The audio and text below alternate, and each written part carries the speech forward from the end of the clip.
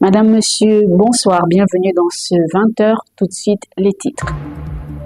BEPC 2025, les élèves planchent depuis hier. Arrivés pour filmer au centre Nelson Mandela, notre équipe a été refoulée. Nadia Bilogo nous donne des précisions dans ce journal. Déficit de communication sur le déguerpissement du Grand Libreville. Le gouvernement communique mal. À défaut d'avoir élaboré une stratégie de sensibilisation, il préfère s'engouffrer dans le bras de fer avec les populations. Et puis le Nigeria, le bilan s'alourdit au lendemain de la catastrophe des pluies diluviennes qui se sont abattues dans le centre du pays. On parle désormais de 200 morts. Voilà, Madame, Monsieur, pour l'essentiel de l'actualité dans ce 20h. Les détails dans un instant. Je vous le disais donc au sommaire de ce journal BEPC 2025. Les élèves planchent depuis hier. Notre équipe s'est rendue au centre Nelson Mandela de Libreville pour filmer et sur place, le refus leur a été tout simplement présenté. Pour cause, seul Gabon Télévision et Gabon 24 seraient habilités à filmer l'intérieur ou l'enceinte de l'établissement. Nadia Bilogo nous en dit plus dans cet élément. Regardons. Portail fermé, sécurité absolue évidente. Les élèves du centre Nelson Mandela plongeaient effectivement sur les épreuves du BPC ce jour. Cependant, nous avons reçu une interdiction d'entrer et de couvrir l'événement national sous prétexte que seuls Gabon Télévision et Gabon 24 sont autorisés à couvrir tous les événements du dit établissement.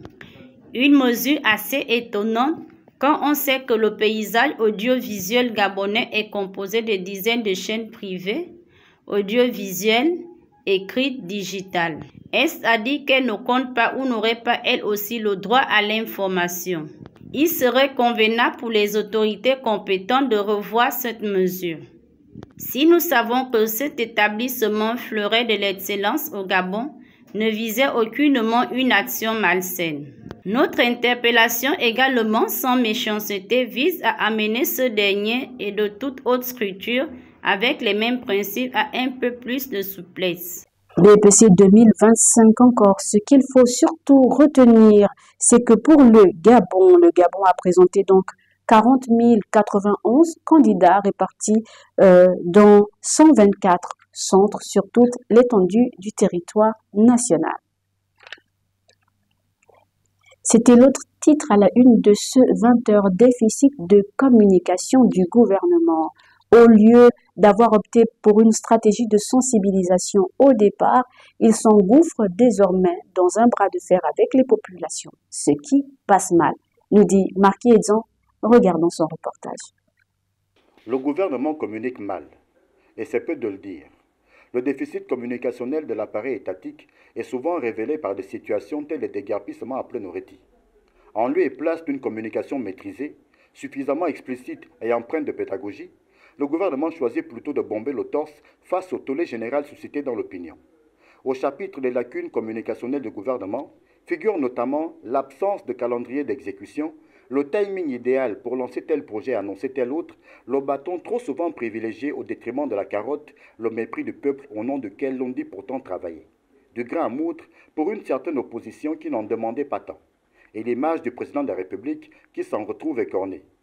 Inutilement, on crée une fronde sociale à quelques mois des élections législatives et locales. La grogne va crescendo dans l'opinion et personne ne semble s'en préoccuper. Or, le président de la République a été élu à 94,85%, des suffrages que Brice Clotaire Olinguema a dit lui-même considérer comme étant l'expression des problèmes des Gabonais qu'il faut régler au plus vite. C'est dire à quel point le déficit communicationnel est un caillou dans la chaussure du gouvernement. Il est grand temps que le commandant de bord reprenne les commandes du navire avant qu'il ne fasse naufrage. Déguerpissement dans le Grand Libreville, toujours. Cette fois, c'est pour parler de récupération. Alors, s'agirait-il de récupération ou de véritable sensibilité de la part des personnalités politiques gabonaises? La question se pose et nous allons avoir quelques éléments de réponse, certainement dans cet élément de Marquis Edzan et Esaïe Oyabi Senje. J'y arrive.